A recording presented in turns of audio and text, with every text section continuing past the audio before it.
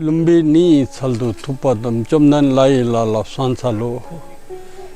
ऐसा असंग और नागार्जुन के द्वारा तथागत बुद्ध की 12 स्तुति में जैसे कहा गया है, तो आज मैं अपने को बहुत सौभाग्यशाली समझता हूँ। मुझे सिद्धार्थ नगर में, सिद्धार्थ यूनिवर्सिटी में दीक्षांत समारोह में पार्टिसिपेट करना था, तो उसी के साथ में लुम्बिनी दर्शन के लिए हमारे तेंजिन जी के साथ आए थे।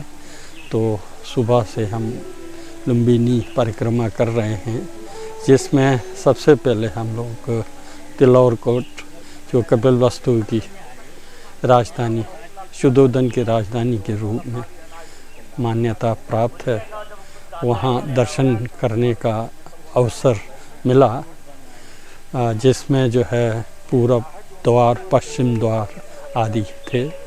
तथागत बुद्ध पूरब द्वार से निकलते हुए अध्यात्म के अनुशीलन और साधना के लिए निकल जाते हैं। तो उसका दर्शन किया हम लोगों ने। फिर आगे चल कर के हम लोग जहाँ महामाया और शुद्धोदन का समाधि स्थल था, उसका दर्शन किए। और फिर यहीं पर कहा जाता है कि पूरब बुद्धा कुरुक्षेत्र का भी जन्म लुम्बिनी में ही हुआ था, उसका दर्शन करने का अवसर प्राप्त हुआ। और अभी आकर के हम लुम्बिनी में, जहाँ तथागत बुद्ध का जन्म हुआ था, आप सब जानते हैं कि प्राचीन काल में जब महिलाएं अपने पहले संतान को जन्म लेते थे, तो वो मायके में जन्म लेने की प्रथा थी। इसलिए महामाया कपिलवस्तु से अपने मातृभूमि कहें या माता के पास जा रही थी। उनकी माता जो है देवदा से है, जो लुम्बिनी से लगभग 40 किलोमीटर की दूरी पर है। तो वहाँ के लिए निकली थी। तो कपिलवस्तु से निकलकर, कपिलवस्तु से लुम्बिनी के बीच का जो डिस्टेंस है लगभग 22 किलोमीटर का बताते हैं। तो जब यहाँ पहुँचे तो लुम्बिनी वन में विश्राम के लिए रुकी। तो वहीं पर वो जो है बोधि ट्री का शाखा को पकड़कर, तो वहीं तथागत बुद्ध का जन्म होता है। तो इसका अभिप्राय मैं ये समझता हूँ कि तथागत बुद्ध राजकुमार होते हुए भी उनका जन्म जो है एक वृक्ष के नीचे या वन में होना, एक प्रकार से वो संपूर्ण मानव जाति के कल्याण के लिए उनका जन्म हुआ था, अवतरित हुआ था। इसीलिए समझता हूँ वो पैलेस से बाहर, राजमहल से बाहर लुम्बिनी के उद्यान में उनका जन्म होता है। और वहीं जो बोधि ट्री की शाखा को पकड़ करके तथागत बुद्ध का जन्म, साहित्य में तो कुक्षी से कहा जाता है। मेरे ख्याल से इसका अभिप्राय भी यही है कि उन्होंने अनंत कल्पों में बोधि चित्त का अनुशीलन किया था। एक प्रकार से हम लोग बोधि वृक्ष को जो है बोधि चित्त का सिंबल के रूप में भी मानते हैं। तथागत बुद्ध ने बोधि वृक्ष के नीचे ही बुद्धत्व की प्राप्ति की थी। इसका भी कारण यही है, लगता है कि बोधि वृक्ष जो है एक प्रकार से बोधि चित्त, प्राणियों का कल्याण करने वाला एक उच्च आदर्श को एक प्रकार से रिफ्लेक्ट करती है। जैसे कि आप जानते हैं बोधि वृक्ष जो है रात दिन दोनों ऑक्सीजन छोड़ती है। ऐसा दूसरा पेड़ नहीं जो कि 24 घंटा ऑक्सीजन को छोड़ता हो। तो एक प्रकार से ऑक्सीजन हमको जीवित रहने के लिए, सर्वाइव करने के लिए एक अनिवार्य है।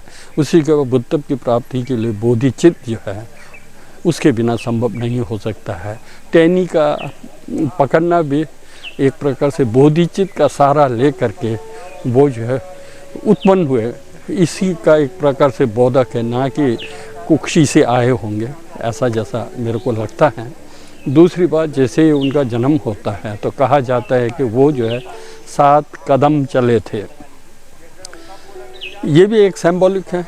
सिंबॉलिक में मानता हूँ, क्योंकि 7 कदम का अभिप्राय है।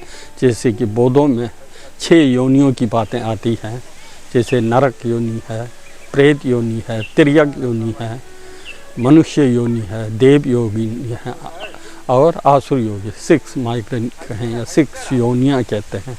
तथागत बुद्ध जो है उस 6 योनि से बाहर थे। कहा जाता है कि कंगसे कंगी सो खेदम से सचिन दीना गुम्बद दुन बने नानी जितन दीना छोक से देसी खेपा चला स्वान चालू करके जो स्तुति किया है, वो तथागत बुद्ध उत्पन्न होते समय आकाश की ओर इंगित करते हुए मैं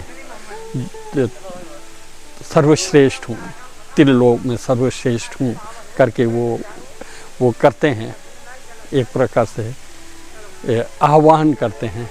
इसका अर्थ भी यही है कि सिंबॉलिक है, वो जो है असंख्य कल्पों में पुण्य का संचय करके जो है वो बुद्ध प्राणियों के कल्याण के लिए मैं अवतरित हुआ हूँ, उसी का बोधक होगा। इसलिए जो 7 कदम वो चले वो भी एक प्रकार से जो है 6 योनियों को पार करके जो है बुद्ध भूमि में अवतरित होने का बोधक है, ऐसा जैसा मेरा मानना है। लेकिन आज जब मैं देख रहा हूँ, आज से 30 साल वर्ष पहले मैं यहाँ पर दर्शन के लिए आया था, उसमें मैंने बोधि ट्री को साक्षात देखा था, जिसके छाया में तथागत बुद्ध का जन्म हुआ था। लेकिन आज वो एक मंदिर का रूप जैसा लिया है। यद्यपि उस समय जिस पत्थर को मैंने देखा था, महामाया जो बोधि शाखा को पकड़ करके सिद्धार्थ का जन्म होते जो चित्रित किया था, जो पत्थर पर कार्विंग हुआ था, वो यद्यपि मंदिर के अंदर उपलब्ध है, लेकिन वो बोधि ट्री जो है आज हमको दर्शन करने के लिए उपलब्ध नहीं है। इसका मुझे थोड़ा अफसोस है, जबकि वो महत्वपूर्ण है, संसार के लिए होना चाहिए था। तो पुनः जो आप यहाँ देख रहे हैं ये कुंड है, वो भी यही कुंड बताते हैं कि तथागत के जन्म के उपरांत उनको जो स्नान करवाया था, वही कुंड आज भी यहाँ पर उपलब्ध है, काफ़ी सुंदर है। ये कुंड के सामने जो बोधि वृक्ष है वो एक प्रकार से उसी के बीज से बहिन के रूप में जन्म हुआ, ऐसा जैसा मानते हैं। लगता है ये भी काफ़ी पुराना प्राचीन है, वही उसी बोधि ट्री का जो है सिस्टर ट्री हो सकता है, ऐसा लगता है। ये सब चीज़ें आस्था की बातें हैं, आप आस्था करते हैं, जहाँ आस्था है वहाँ बुद्ध और बोधिसत्व तो विराजमान होते ही होते हैं। तो ये भी श्रद्धा किया जा सकता है, आस्था किया जा सकता है। लुम्बिनी यही स्थल है, इसकी प्रामाणिकता जो है अशोक लाट से सिद्ध होता है। जो आप देख रहे हैं सामने, ये अशोक लाट, अशोक ने अपने राजगद्दी पर बैठने के शायद 20 साल बाद वो जो है तीर्थ यात्रा पर निकले थे, और उसमें लुम्बिनी में भी उनका आगमन हुआ था। और फिर यहाँ पर उन्होंने इस लाट को स्थापित किया, और इसके शिलालेख में ये लिखा है कि यहाँ के इर्द गिर्द जो गाँव है वो जो है यहाँ के बौद्ध विहार के लिए जो है व्यवस्था करेंगे, अर्थात उनके दान के द्वारा विहार जो चलेगा। इससे ये प्रमाणित होता है कि तथागत बुद्ध का जन्म जो है यहीं पर लुम्बिनी में ही हुआ था। प्राचीन काल में, प्राचीन काल ही क्या है, जब हम अंग्रेज से स्वतंत्र हो रहे थे तो देश में लगभग 500 रियासतें थी, छोटे छोटे राज्य थे, वो सब मिल कर के एक प्रकार से गणराज्य बनती है। ठीक प्राचीन काल में तो और भी, यद्यपि बुद्ध के समय में 16 जनपद था, उसमें भी फिर छोटे छोटे अनेक राजे महाराजे हुआ करते थे। तो उन सब को जो है एक प्रकार से अशोक ने एक करके बृहत भारत को जो का एक प्रकार से स्थापना है वो अशोक के काल में हुआ है। तो अशोक के काल में जो है लुम्बिनी भी ऐसा लगता है कि उनके अधीन में था, यही कारण है इसका लाट। तो कभी कभी लोग जो है तथागत बुद्ध के जन्म को लेकर के डिस्प्यूट करते हैं। उसमें बहुत ज़्यादा डिस्प्यूट की मेरे अनुसार आवश्यकता नहीं है। देश काल के अनुसार परिवर्तन होती रहती है। किसी समय महाभारत हुआ करता था, लेकिन आज उसका भी कई छोटे छोटे देश हुए हैं, तो प्राचीन काल में भी यही रहा होगा। लेकिन कुल मिलाकर के मैं यही कह सकता हूँ कि अशोक के समय में तो वो उसके आधिपत्य में था। यही कारण है कि अशोक का लाट यहाँ स्थापित है। इसलिए मेन हम लोगों को तथागत बुद्ध के आदर्शों को, तथागत बुद्ध के द्वारा उपदेशित 4 आर्य सत्य, अष्टांगिक मार्ग और बोधिचित्त आदि जो कल्याणकारी बातें हैं, उसको अपने जीवन में उतार करके उसका अनुशीलन करके विश्व में शांति की स्थापना के लिए कार्य करना चाहिए। वही महत्वपूर्ण वही है। इस समय लुम्बिनी में लगभग 170-75 विहार है, मोनेस्ट्रियाँ हैं दुनिया के भिन्न भिन्न देशों से और भिन्न भिन्न समूहों के द्वारा, ग्रुपों के द्वारा बनाया। बहुत सुंदर है। तो हम सबको जो है तथागत बुद्ध के जन्मभूमि लुम्बिनी का दर्शन जो है करना चाहिए। इसी आह्वान के साथ आप सबको धन्यवाद।